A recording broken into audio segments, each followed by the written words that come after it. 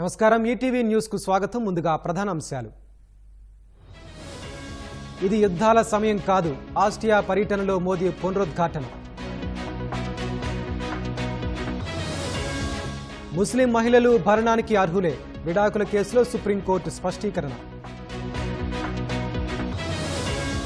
2 గంటల్లో 5189 రౌండ్ల కాల్పులు సైన్యం ప్రతిఘటనతో ఉగ్రవాదులు పరారు పాల ట్యాంకర్ను ఢీకొన్న బస్సు 18 మంది మృతి 19 మందికి గాయాలు